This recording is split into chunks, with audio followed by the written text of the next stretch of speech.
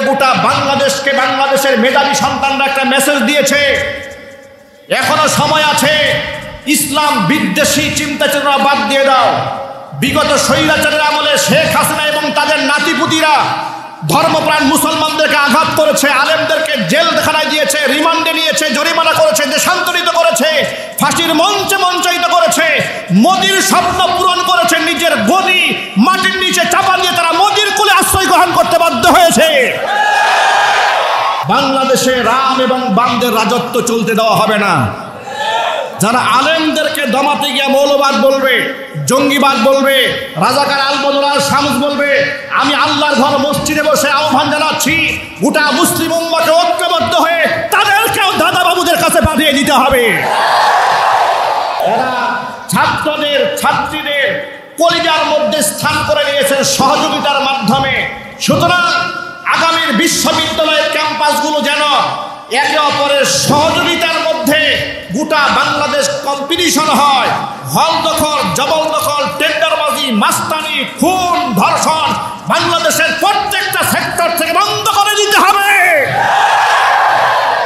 ঢাকা বিশ্ববিদ্যালয়ে ডাকসুতে নির্বাচন হয়ে গেল, সেখানে ইসলামপন্থী প্যানেলে কিছু ছেলেরা, অল্প বয়সের ছেলেরা বিজয় লাভ করলেন। আমি পক্ষ বিপক্ষ কোনো কথা বলবো না। পরবর্তীতে সেখানকার ইসলামপন্থীদের বিজয়ের পরে বাংলাদেশের রাজনৈতিক বিশ্লেষক যারা, এর মধ্যে বামপন্থী আছে, ডানপন্থী আছে, ইসলামপন্থী আছে, সকলের বক্তব্য মোটামুটি আমি একটু শোনার চেষ্টা করেছি।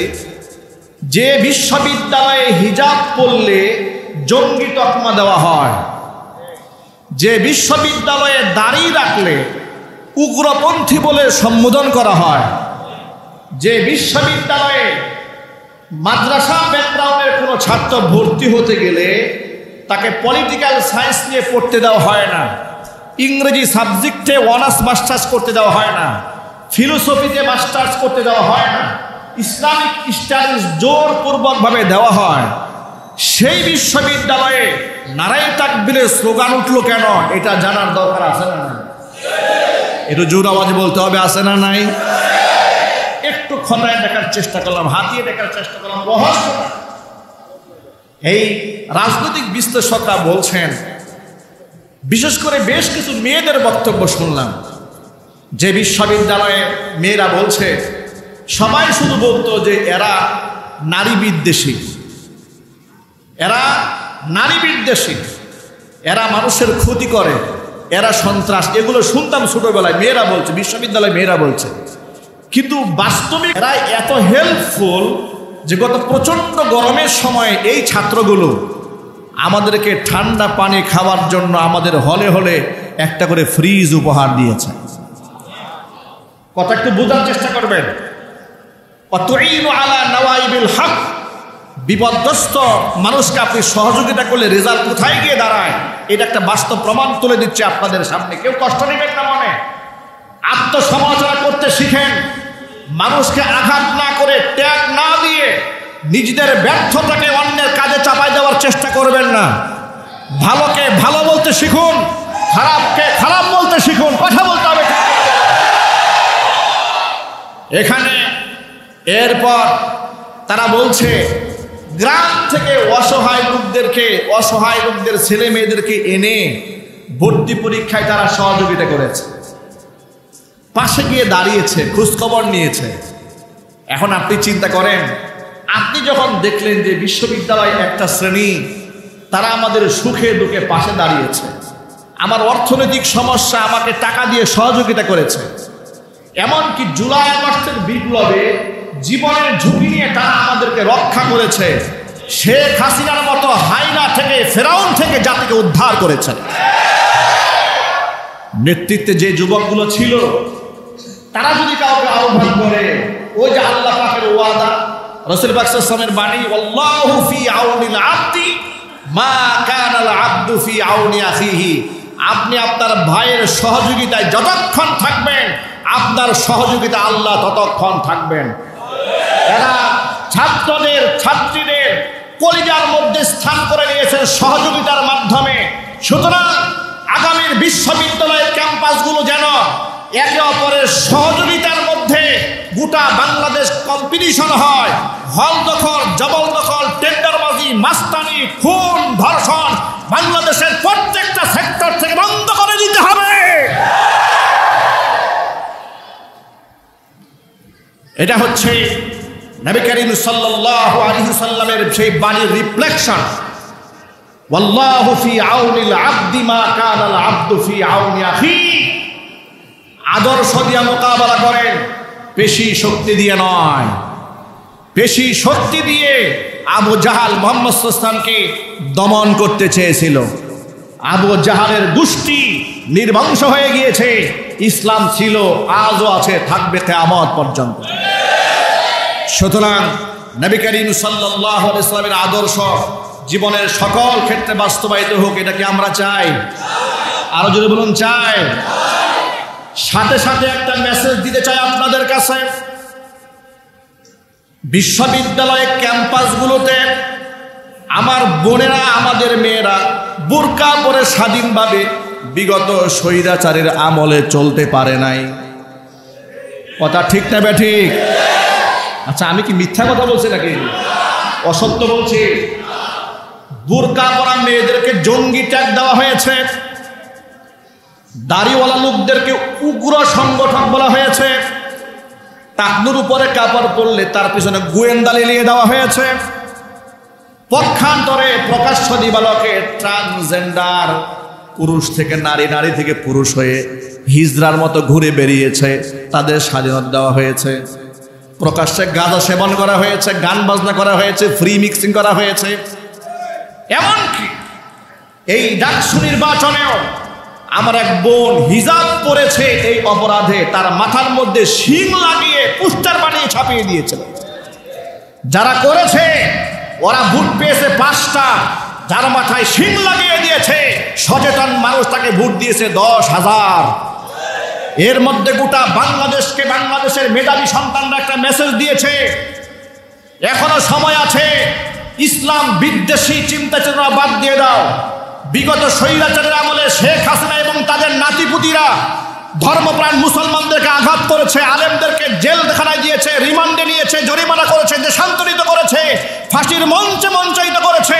মোদির স্বপ্ন পূরণ করেছে, নিজের গদি মাটির নিচে চাপা দিয়ে তারা মোদির কুলে আশ্রয় গ্রহণ করতে বাধ্য হয়েছে।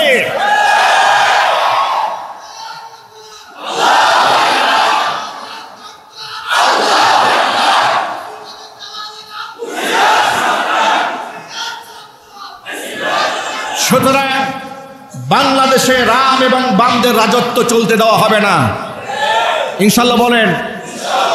মৌলবাদ ত্যাগ, জঙ্গিবাদ ত্যাগ, এই বাংলাদেশে ধর্মপ্রাণ মুসলমানদেরকে আর দেওয়া হবে না। যারা আলেমদেরকে দমাতে গিয়ে মৌলবাদ বলবে, জঙ্গিবাদ বলবে, রাজাকার আল-বদর আল-শামস বলবে, আমি আল্লাহর ঘর মসজিদে বসে আহ্বান জানাচ্ছি গোটা মুসলিম উম্মতকে ঐক্যবদ্ধ হয়ে তাদেরকেও দাদা বাবুদের কাছে পাঠিয়ে দিতে হবে। নিরপরাধ আলেমদেরকে নিয়ে আপনারা ছিনিমিনি খেলবেন না। যদি কেউ খেলতে চায় তার পরিণতি তাই হবে স্বৈরাচারী হাসিনার পরিণতি যা হয়েছে। নবী করিম সাল্লাল্লাহু আলাইহি ওয়াসাল্লামের হাদিস থেকে শিক্ষা গ্রহণ করেন, মানুষকে সাহায্য করেন, সহযোগিতা করেন, অন্তর থেকে হিংসা বিদ্বেষ দূর করে দেন। আল্লাহ যেন কবুল করেন, জোরে কোন আমিন। আউযু বিল্লাহি মিনাশ শাইতানির রাজীম। বিসমিল্লাহির রাহমানির রহিম। ইন্নাল্লাহা ওয়া মালাইকাতাহু ইউসাল্লুনা আলান নাবিয়্যি ইয়া আইয়ুহাল্লাযীনা আমানু সাল্লু আলাইহি ওয়া সাল্লিমু তাসলিমা। اللهم صل على محمد وعلى آل محمد كما صليت على إبراهيم وعلى آل إبراهيم إبراهيم إنك حميد مجيد اللهم بارك على محمد وعلى آل محمد كما باركت على إبراهيم وعلى إنك حميد مجيد محبته زبان ছেড়ে সকলে মিলে কিছুক্ষণ জিকির করুন লা ইলাহা ইল্লাল্লাহ লা ইলাহা ইল্লাল্লাহ লা ইলাহা ইল্লাল্লাহ লা ইলাহা ইল্লাল্লাহ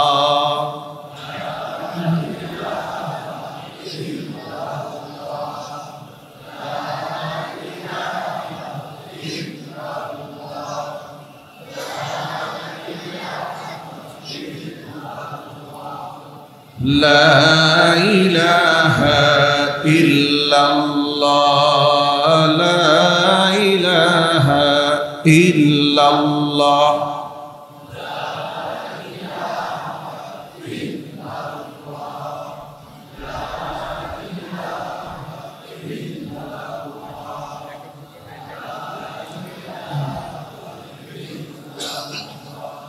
لا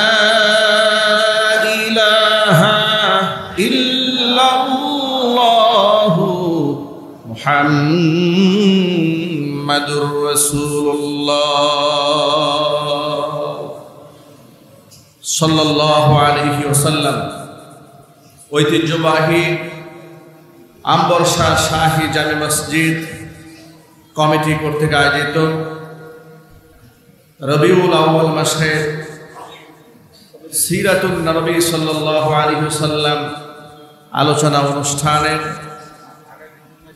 আগত আজকের এই সিরাত মাহফিলের সম্মানিত প্রধান অতিথি অত্র মসজিদ কমিটির সম্মানিত সভাপতি আমাদের সকলের শ্রদ্ধাভাজন নীরব ভাই সহ আমন্ত্রিত বিশেষ অতিথিবৃন্দ হাজরাত উলামায়ে কেরাম মুরব্বিয়ান আযম অত্র এলাকা এবং পার্শ্ববর্তী এলাকার বিভিন্ন প্রান্ত থেকে ছুটে আসা দিনদরদি ইমানদার পরহেজগার মুত্তাকি মুসলিম ভাইরা পর্দার অন্তরালে অবস্থানরত আমাদের সকলের শ্রদ্ধাভাজন পর্দানিশীল মা এবং বোনেরা মহান আল্লাহ রাব্বুল আলামিনের দরবারে আলিশানে লাখ কোটি শুকরিয়া আদায় করছি যে মহান মনিব আমাদেরকে মুসলিম উম্মার এই ক্লান্তি লগ্নে হাজারো প্রতিকূলতাকে উপেক্ষা করে শত সহস্র বাধাকে পেরিয়ে নবী করিম সাল্লাল্লাহু আলাইহি ওয়াসাল্লামের ভাষায় এই পৃথিবীর সর্বশ্রেষ্ঠ জায়গা আল্লাহর ঘর মসজিদে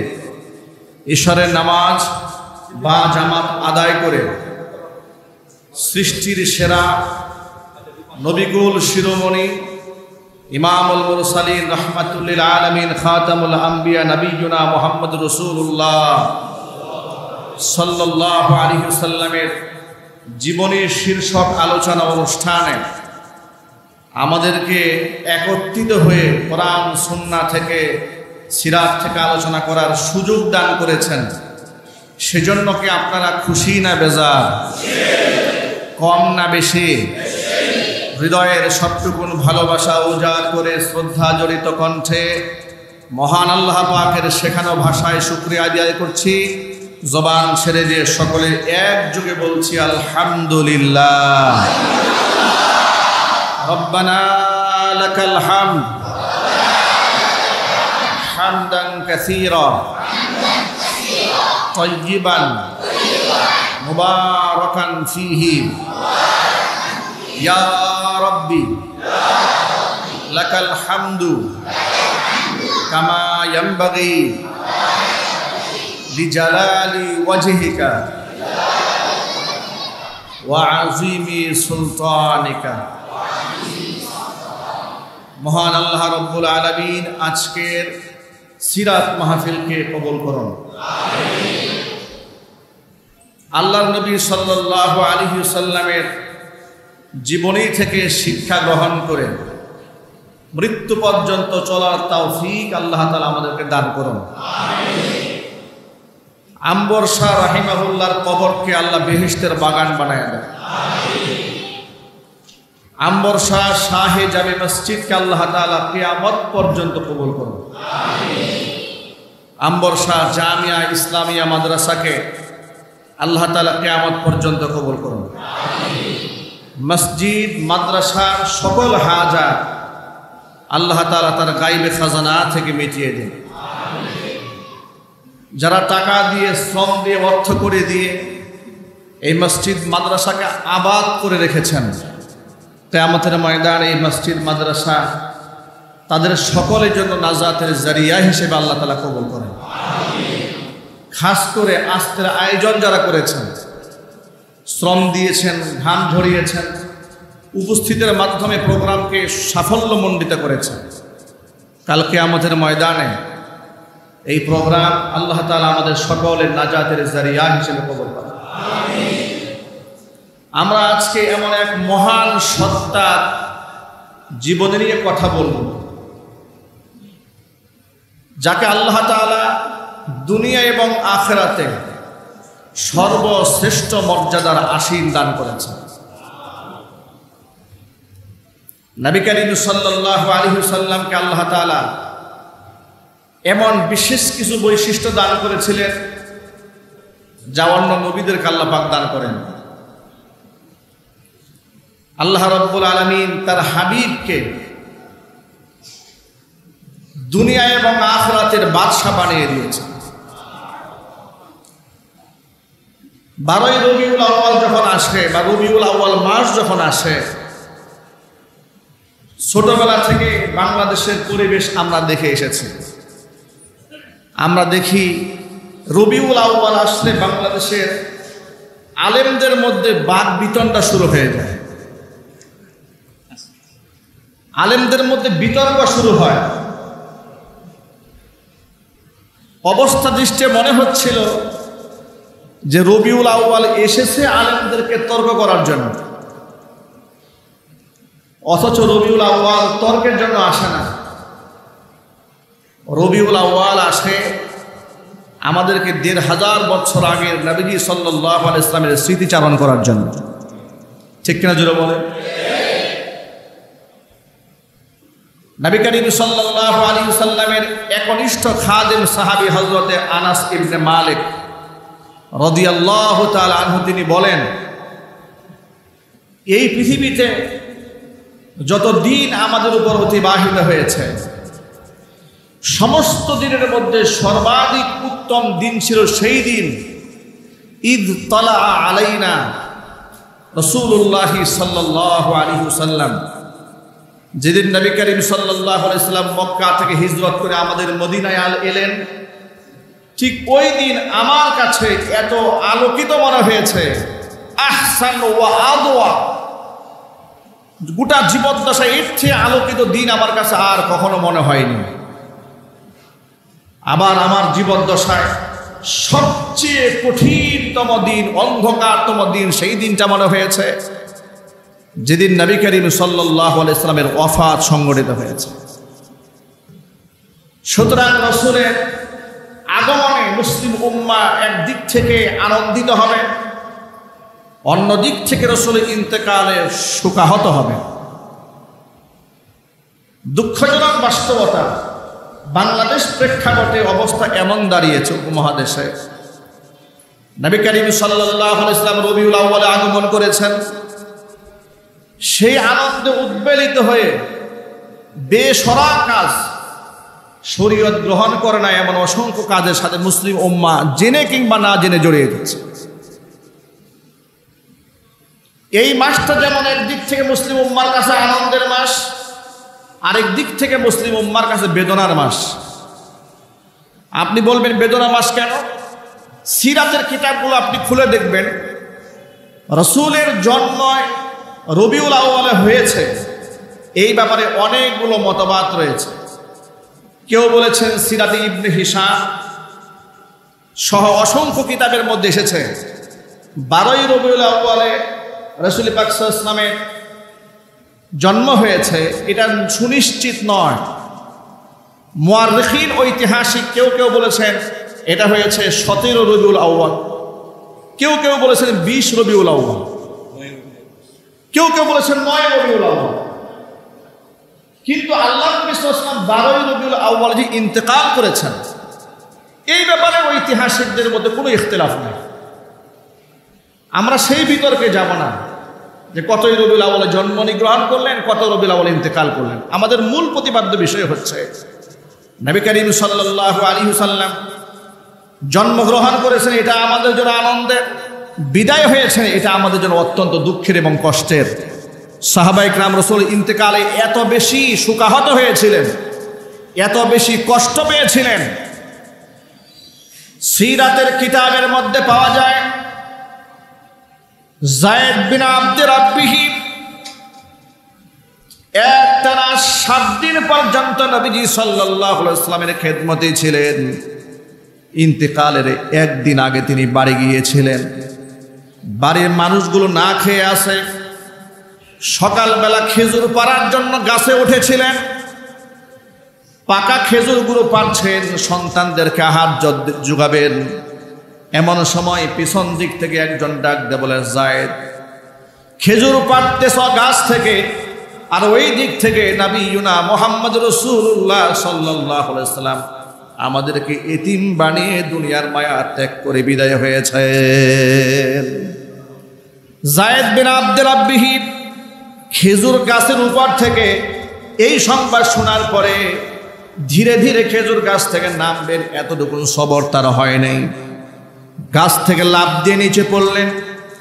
আল্লাহ পাককে ডেকে বললেন, রব্বুল আলামিন, তুমি আমার এই চোখটাকে অন্ধ বানিয়ে দাও, এই পৃথিবীতে আমি আর আলো বাতাস দেখতে চাই না।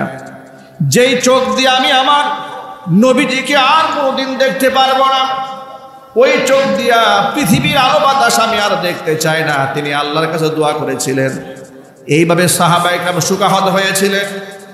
হযরতে বেলাল রাদিয়াল্লাহু তাআলা আনহু এলাকায় ছেড়ে দিয়েছিলেন। হযরত ওমর ইবনুল খাত্তাব রাদিয়াল্লাহু তাআলা আনহু তলোয়ার নিয়ে ঘর থেকে বের হয়ে গিয়েছিলেন। যেই ব্যক্তি বলবেন মুহাম্মদ সাল্লাল্লাহু আলাইহি ওয়াসাল্লাম ইন্তেকাল করেছেন, তার গর্দানটা উড়ায় দেব। এইভাবে সাহাবায়ে কেরাম এত বেশি শোকাহত হয়েছিলেন। সুতরাং আমাদের জন্য আদর্শ হচ্ছে নবী করিম সাল্লাল্লাহু আলাইহি ওয়াসাল্লামের সুন্নাহ এবং সাহাবায়ে কেরামের সুন্নাহ। এমন কোনো কাজ ধর্মের নামে আবেগের বশবর্তী হয়ে করা যাবে না, যেই কাজ ইসলাম সমর্থন করে না। আমরা এই রবিউল আউয়াল মাস উপলক্ষে সুন্নতে নববী থেকে, রাসূল পাক সাল্লাল্লাহু আলাইহি ওয়াসাল্লামের জীবন থেকে এমন কিছু অংশ নিয়ে আজকে কথা বলবো, যে কথাগুলো আমাদের বর্তমান সময়ের সাথে খুব সামঞ্জস্যশীল, যেটা আমাদের হওয়া দরকার। আল্লাহর নবীর জীবন থেকে শিক্ষা নেওয়ার দরকার কি আমাদের আছে না নাই? একটু জোর আওয়াজে বলেন, আছে না নাই? অনেক লম্বা বিশ্লেষণে গেলে এটা ধারণ করতে কষ্ট হবে, এটা বোঝা কঠিন হবে। খুব সহজ ভাষায় বলি, নবী করিম সাল্লাল্লাহু আলাইহি ওয়াসাল্লাম যখন তার উপর ওহী অবতীর্ণ হলো, জিবরাইল আলাইহিস সালাতু ওয়াস সালাম হেরা গুহায় তার সাথে বুকের সাথে জড়ায় ধরে আলিঙ্গন করলেন। কোরআনে কারীমের 5টি আয়াত তার উপর নাজিল হলো। ইকরা বিসমি রাব্বিকাল্লাযী খালাক, খালাকাল ইনসানা মিন আলাক, ইকরা ওয়া রাব্বুকাল আকরামুল্লাযী আল্লামা বিল কলম, আল্লামাল ইনসানা মা লাম ইয়ালাম। আয়াত 5টি নাজিল হওয়ার পরে জিবরাইল আলাইহিস সালাতু ওয়াস সালাম নবীজির সাথে আলিঙ্গন করার পর নবীজি সাল্লাল্লাহু আলাইহি ওয়াসাল্লাম এত বেশি ভয় পেয়ে গেলেন, এত বেশি ক্লান্ত হয়ে পড়লেন। হেরা গুহা থেকে নেমে এসে স্ত্রী খাদিজাতুল কুবরা রাদিয়াল্লাহু তাআলা আনহা তাকে ডেকে বললেন, জাম্মিলুনি কাদ খাশিতু আলা নাফসি। ও খাদিজা, তুমি আমাকে একটু কম্বল দিয়ে জড়ায় নাও। প্রকম্পিত হচ্ছে, রাসূলের শরীর কাঁপতেছিল, জ্বর এসেছে, ভয় পেয়েছেন। কাদ খাশিতু আলা নাফসি, আমি আমার নিজের উপর শঙ্কা বোধ করছি, আমি কি মরে যাই নাকি? এইভাবে একদম অস্থির শরীরে প্রচণ্ড জ্বর এসেছে, কাঁপুনি এসেছে। ওই মুহূর্তে উম্মুল মুমিনিন মা খাদিজাতুল কুবরা রাদিয়াল্লাহু তাআলা আনহাকে নবীজিকে যে কথাগুলো বলে সান্ত্বনা দিয়েছিলেন, এই পয়েন্টগুলো একটা একটা মনে রাখবেন। খাদিজাতুল কুবরা নবীজিকে ডেকে বলেছিলেন, ওয়াল্লাহি, আল্লাহর কসম করে বলছি, মা ইউখজিকাল্লাহু আবাদা, আল্লাহ তাআলা আপনাকে লাঞ্ছিত অপমানিত করবেন না। তার কারণ শোনেন, আপনার মধ্যে এমন কিছু কোয়ালিটি আছে, এই কোয়ালিটির মানুষকে আল্লাহ তাআলা অপমানিত করেন না। আপনার মধ্যে এই 5টা গুণ আছে। এই গুণ মধ্যে বলতে গিয়ে তিনি বলেন, ইন্নাকা লাতাসিলুর রাহিমা। পয়েন্টগুলো মনে রাখেন।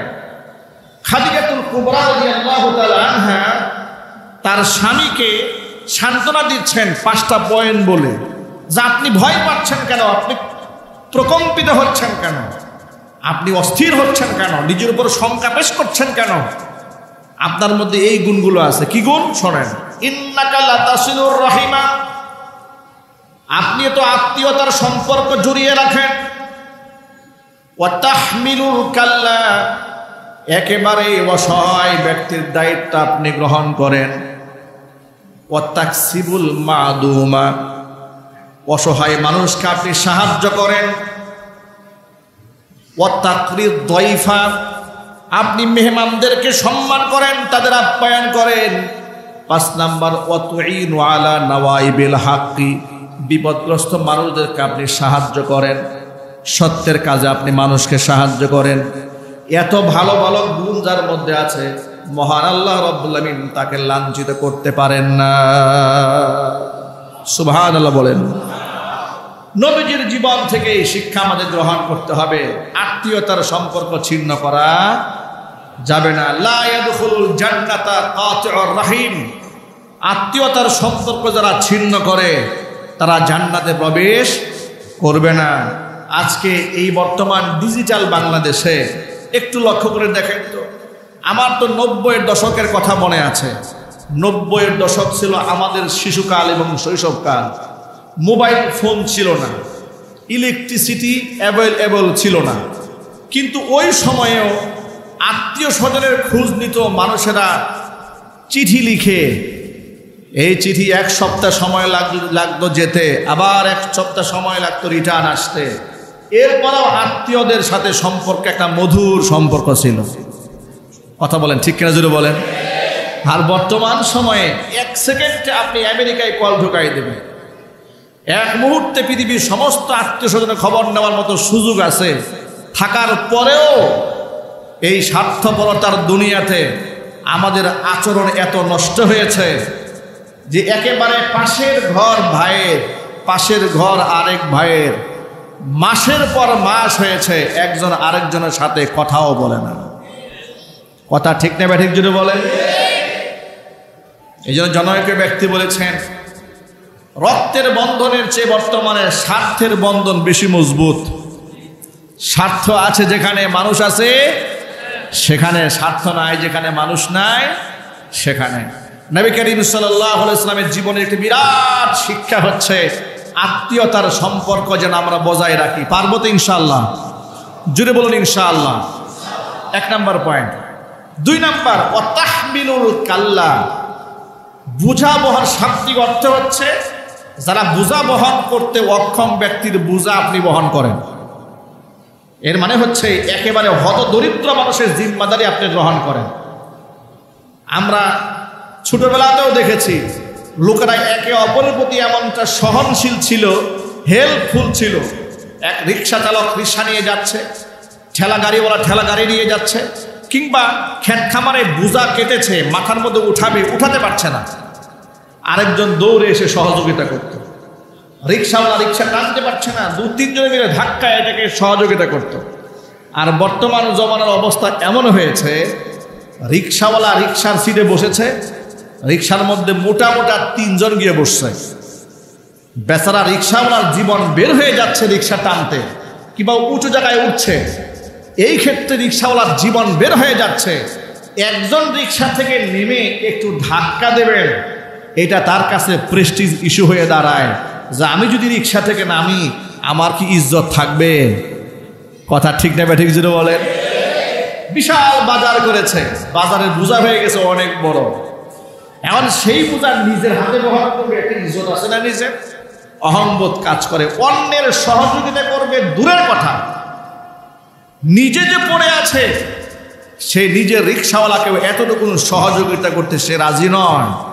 আমাদের মানসিকতা কোন পর্যায়ে গিয়ে দাঁড়িয়েছে, আল্লাহ আমাদের হেদায়েত দান করুন। যদি বলুন আমিন।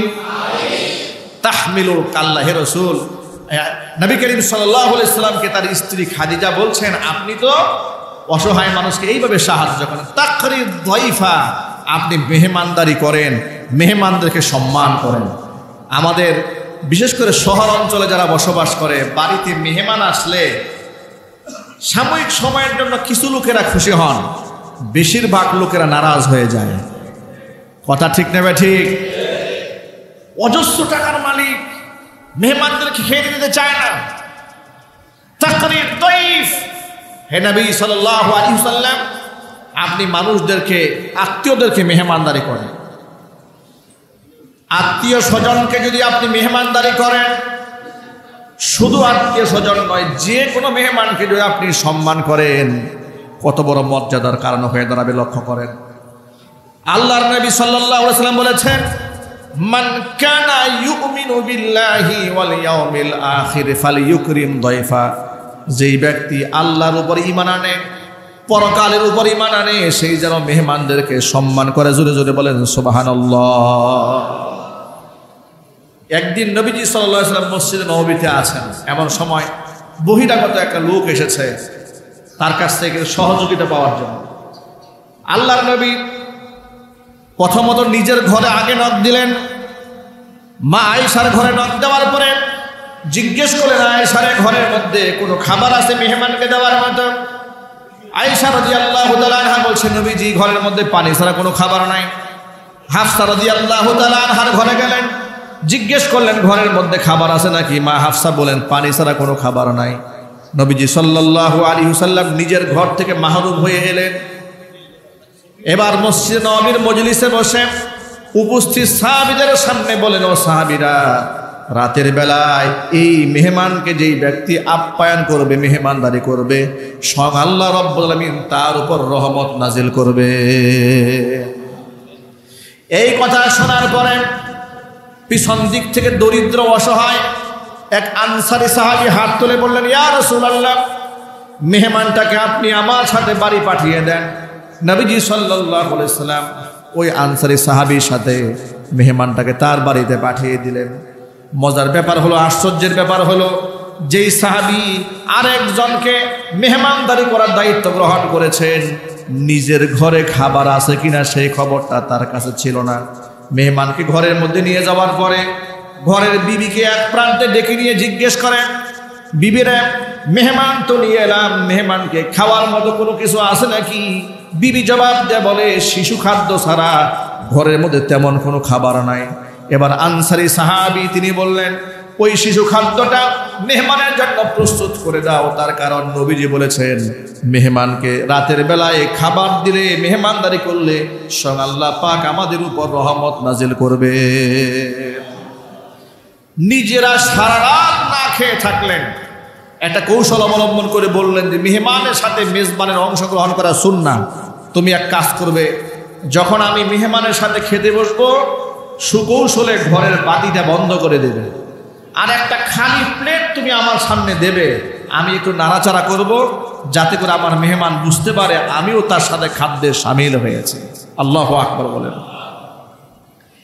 এইভাবে রাতের বেলায় মেহমানদারি করলেন।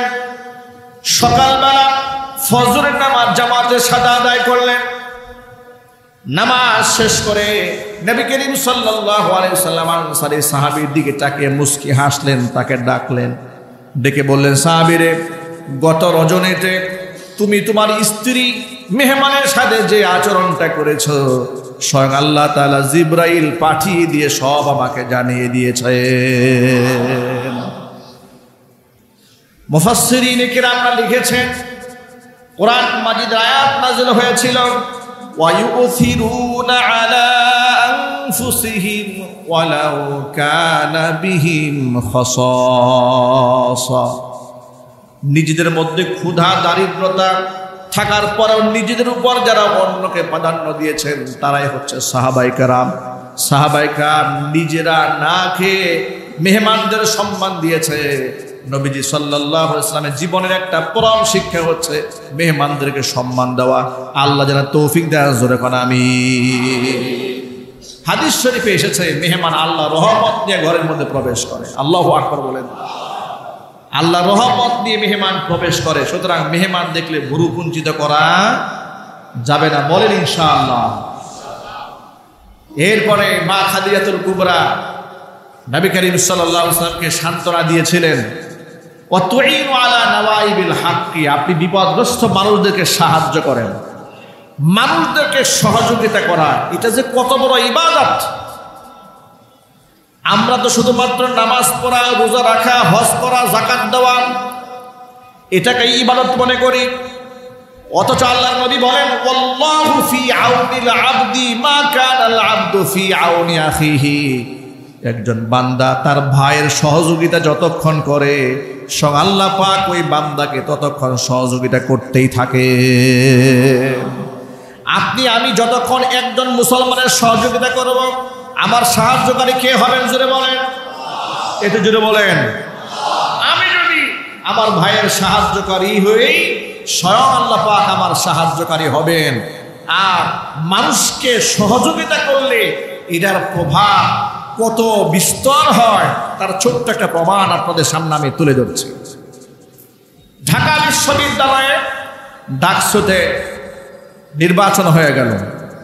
সেখানে ইসলামপন্থী প্যানেলে কিছু ছেলেরা, অল্প বয়সের ছেলেরা বিজয় লাভ করলেন। আমি পক্ষ বিপক্ষ কোনো কথা বলবো না। পরবর্তীতে সেখানকার ইসলামপন্থীদের বিজয়ের পরে বাংলাদেশের রাজনৈতিক বিশ্লেষক যারা, এর মধ্যে বামপন্থী আছে, ডানপন্থী আছে, ইসলামপন্থী আছে, সকলের বক্তব্য মোটামুটি আমি একটু শোনার চেষ্টা করেছি।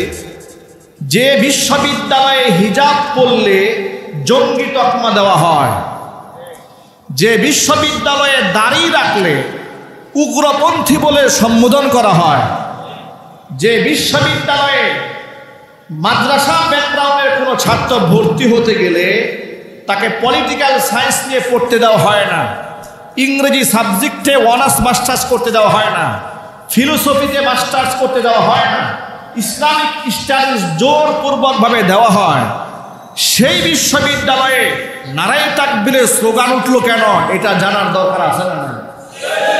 একটু জোর আওয়াজে বলতে হবে, আছে না নাই?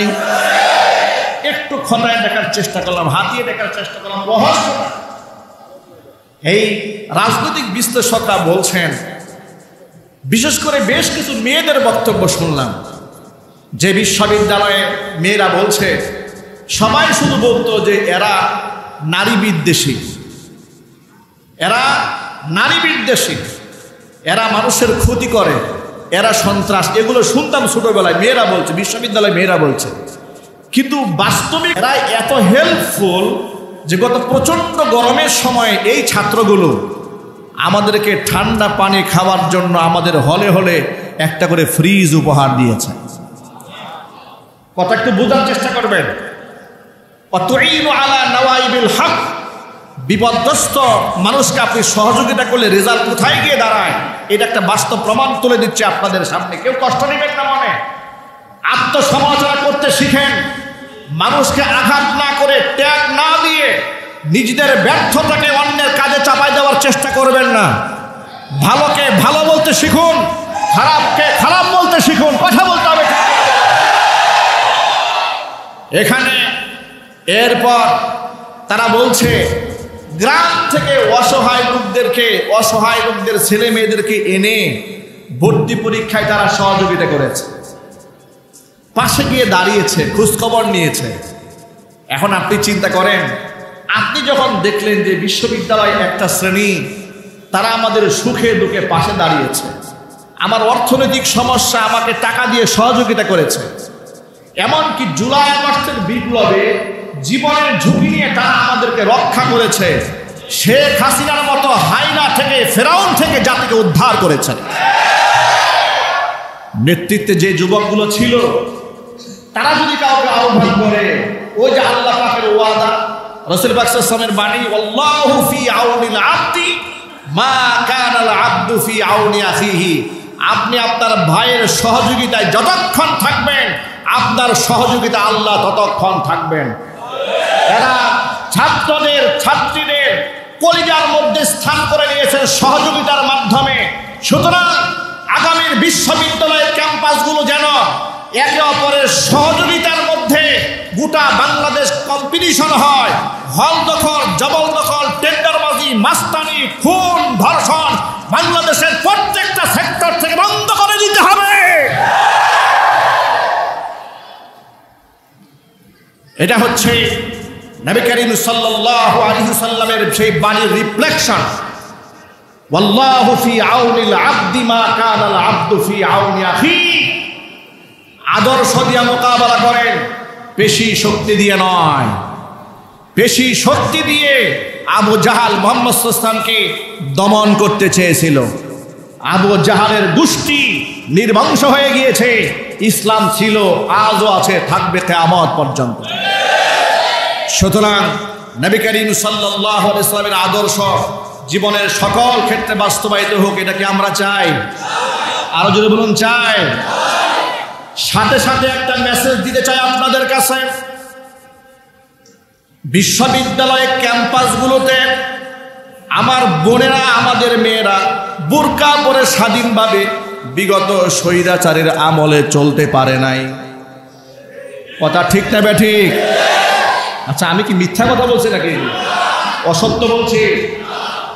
বুরকা পরা মেয়েদেরকে জঙ্গি ট্যাগ দেওয়া হয়েছে, দাড়িওয়ালা লোকদেরকে উগ্র সংগঠন বলা হয়েছে, টাকনুর উপরে কাপড় পরলে তার পিছনে গোয়েন্দা লিয়ে দেওয়া হয়েছে, পক্ষান্তরে প্রকাশ্য দিবালোকে ট্রান্সজেন্ডার, পুরুষ থেকে নারী, নারী থেকে পুরুষ হয়ে হিজড়ার মতো ঘুরে বেরিয়েছে, তাদের স্বাধীনতা দেওয়া হয়েছে।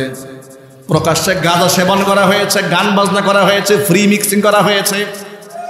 এমনকি এই ডাকসু নির্বাচনেও আমার এক বোন হিজাব পরেছে, এই অপরাধে তার মাথার মধ্যে শিং লাগিয়ে পোস্টার বানিয়ে ছাপিয়ে দিয়েছিল। যারা করেছে ওরা ভোট পেয়েছে 5টা, যার মাথায় শিং লাগিয়ে দিয়েছে সচেতন মানুষ তাকে ভোট দিয়েছে 10,000। এর মধ্যে গোটা বাংলাদেশকে, বাংলাদেশের মেধাবী সন্তানরা একটা মেসেজ দিয়েছে, এখনো সময় আছে, ইসলাম বিদ্বেষী চিন্তা চেতনা বাদ দিয়ে দাও। বিগত স্বৈরাচারের আমলে শেখ হাসিনা এবং তাদের নাতিপুতিরা ধর্মপ্রাণ মুসলমানদেরকে আঘাত করেছে, আলেমদেরকে জেলখানায় দিয়েছে, রিমান্ডে নিয়েছে, জরিমানা করেছে, দেশান্তরিত করেছে, ফাঁসির মঞ্চে মঞ্চায়িত করেছে, মোদির স্বপ্ন পূরণ করেছে, নিজের গদি মাটির নিচে চাপা দিয়ে তারা মোদির কুলে আশ্রয় গ্রহণ করতে বাধ্য হয়েছে।